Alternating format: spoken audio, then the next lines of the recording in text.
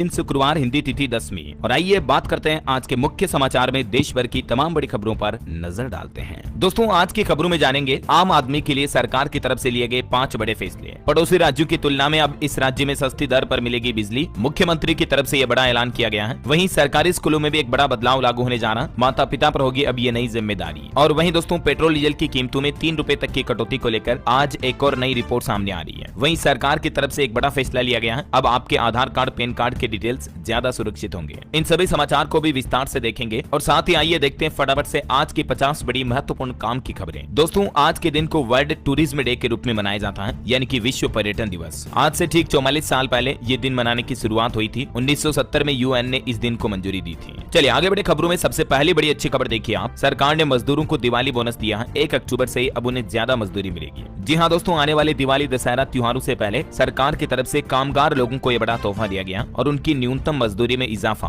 यानी कि बढ़ोतरी कर दी है। सरकार ने परिवर्तनीय महंगाई भत्ते वीडीए में संशोधन करके ये न्यूनतम मजदूरी दरों में बढ़ोतरी करने की घोषणा की है और ऐसे में अलग अलग तरह के असंगठित क्षेत्रों में काम करने वाले मजदूरों के लिए सरकार ने न्यूनतम मजदूरी दर अब कितनी तय कर दी है, ये टेबल में आप देख सकते हैं। अकुशल श्रमिकों का मिनिमम वेतन 783 रुपए दैनिक होगा, मतलब प्रतिदिन। मासिक वेतन 20,358। इसी तरह से अर्ध कुशल श्रमिकों के लिए 868 प्रतिदिन। कुशल लिपिकीय शस्त्र के बिना चौकीदारी करने वाले वर्कर के लिए 954 रुपए और उच्च कुशल और शस्त्र के साथ चौकीदारी करने वाले श्रमिकों के लिए 1035 रुपए मिनिमम प्रतिदिन इतनी तनख्वाह देनी होगी। ये मजदूरी दरें क्षेत्र ए के लिए हैं, जिसमें निर्माण कार्य करने वाले श्रमिक हो गए, झाड़ू, साफ सफाई, लोडिंग अनलोडिंग यानी हेमाली करने वाले मजदूर वगैरह। ये सभी अलग अलग क्षेत्रों में काम करने वाले जो श्रमिक होते हैं, अकुशल श्रमिक, उनके लिए सरकार की तरफ से ये बड़ा तोहफा दिया गया है ना। और आने वाले महीने 1 अक्टूबर से ही यानी 4-5 दिन बाद अगले महीने से ये नई दरें लागू हो जाएगी। और भी आप इस सरकारी फैसले के बारे में विस्तृत जानकारी गवर्नमेंट के इस पोर्टल के माध्यम से देख सकते हैं अगर आप देखना चाहते हैं तो। चलिए अगली बड़ी खबर देखिए, पीएम मोदी ने 3 परम रुद्र सुपर कंप्यूटर का भी उद्घाटन किया और अंतरिक्ष के क्षेत्र में भारत की उपलब्धि का भी जिक्र किया। जी हाँ, भारतीय वैज्ञानिकों ने 3 परम रुद्र सुपर कंप्यूटर बनाए हैं। ये सुपर कंप्यूटर दिल्ली, पुणे और कोलकाता में लगाए गए हैं। साथ ही अर्का और अरुणिका 2 हाई परफॉर्मेंस कंप्यूटिंग सिस्टम का भी उद्घाटन किया पीएम मोदी ने और इस मौके पर देश के वैज्ञानिक समुदाय, इंजीनियरों को और सभी देशवासियों को बधाई भी दी। ये जो परम रुद्र सुपर कंप्यूटिंग सिस्टम होगा, इसका इस्तेमाल भारत में मौसम और जलवायु परिवर्तन, इनके पूर्वानुमान को जानने के लिए किया जाएगा। ये तस्वीरें भी आप देख सकते हैं तीनों परम रुद्र सुपर कंप्यूटर की। इस मौके पर पीएम मोदी बोले कि हमारी सरकार साइंस और टेक्नोलॉजी को बढ़ावा दे रही है और 2035 तक हमारा खुद का स्पेस स्टेशन भी होगा। इसरो का भी प्लान है दोस्तों, भारत का शुक्रयान साल 2028 में लॉन्च होगा। ये 4 साल का मिशन होगा। शुक्र ग्रह को पृथ्वी का जुड़वा ग्रह भी कहा जाता है, तो इसरो अब मून और मंगल मिशन के बाद शुक्र मिशन भी लॉन्च करेगा, है ना। चलिए अगली खबर देखिए, सरकार का बड़ा फैसला, अब आपके आधार कार्ड, पैन कार्ड, इन डॉक्यूमेंट के डिटेल्स और ज्यादा सुरक्षित होंगे क्योंकि सरकार की तरफ से कई सारी वेबसाइट और एप्लीकेशन को ब्लॉक किया गया है। जी हाँ, दरअसल केंद्र सरकार ने आम नागरिकों के डेटा को और ज्यादा सुरक्षित करने के लिए ये बड़ा फैसला लिया है। इलेक्ट्रॉनिक्स और सूचना प्रौद्योगिकी मंत्रालय के संज्ञान में आया है कि कुछ ऐसी वेबसाइट हैं जो कि भारतीय नागरिकों के आधार कार्ड, पैन कार्ड के डिटेल को पब्लिकली उजागर कर रही है, तो इन सभी वेबसाइट और मोबाइल एप्लीकेशन को ब्लॉक किया जाएगा। सरकार की तरफ से ये निर्देश जारी कर दिया। चलिए अगली खबर देखिए, भारत को मिली बड़ी जिम्मेदारी, 15 सदस्यीय ग्लोबल संचालन समिति के लिए भारत देश को चुना गया है। ये हिंदुस्तान के लिए बड़े गर्व की बात है। इसका फैसला चीन की राजधानी बीजिंग में आयोजित पूर्ण अधिवेशन के दौरान लिया गया। जैसे भारत ने मतलब G20 का आयोजन किया था ना, वैसे ही अब भारत ये 15 सदस्यीय ग्लोब संचालन समिति का भी आयोजन करेगा। चलिए दोस्तों, किसान भाई लोगों के लिए अच्छा अपडेट आ रहा, 1 अक्टूबर से शुरू होगी एमएसपी रेट पर धान की खरीदी। उत्तर प्रदेश, हरियाणा और पंजाब सरकार खरीद के लिए तैयार है और इसके लिए खरीद केंद्र भी बना दिए गए हैं। वैसे झारखंड की हेमंत सोरेन सरकार ने भी किसानों को बड़ा तोहफा दिया। लगभग 2.25 लाख किसानों को बड़ी सौगात देते हुए 400 करोड़ से भी ज्यादा का कृषि लोन माफ कर दिया है। ये वाकई में किसान भाई लोगों के लिए बहुत ही अच्छा फैसला है झारखंड सरकार का। जिन किसानों का 2 लाख रुपए तक का कृषि लोन बकाया है, उसे माफ करने की घोषणा कर दी है झारखंड सरकार ने। क्योंकि अक्सर हमें देखने को मिलता है सरकार उद्योगपति, कारोबारियों को बैंक लोन में कई तरह की छूट दे देती है, लेकिन किसानों को नहीं देती है। तो ये इस बार किसानों के लिए झारखंड सरकार ने बहुत ही अच्छा फैसला लिया है ना। चलिए अगला अपडेट देखिए दोस्तों, आरबीआई के पूर्व गवर्नर रघुराम राजन ने सरकार की आधारभूत संरचना पर सराहना की। हालांकि फिर भी वो बोले कि अब भी बहुत कुछ काम बाकी है। और वहीं दोस्तों ईडी और सीबीआई के कुछ बड़े एक्शन देखिए। ईडी ने ऑनलाइन गेमिंग ऐप पर कसा शिकंजा, फ्रीज किए 25 करोड़ रुपए, 400 करोड़ की धोखाधड़ी का एक बड़ा खुलासा सामने आया। ईडी की तरफ से 5in ऑनलाइन गेमिंग ऐप के खिलाफ ये बड़ी कार्रवाई करते हुए 25 करोड़ की संपत्ति को तो फ्रीज कर दिया और आरोप है कि इस ऐप के जरिए तकरीबन 400 करोड़ की धोखाधड़ी की गई आम लोगों के पास और इसका पैसा चीन में पहुंचाया गया। अभी ईडी की जांच चल रही है। मैं आपको आए दिन ऐसी खबरें बताता रहता हूं दोस्तों, कभी भी ऐसे गेमिंग ऐप के जांच में ना फंसे, है ना। वहीं सीबीआई का एक और एक्शन देखिए, कॉक्स एंड किंग्स के प्रमोटर और निदेशकों के खिलाफ भी मामला दर्ज हुआ। 525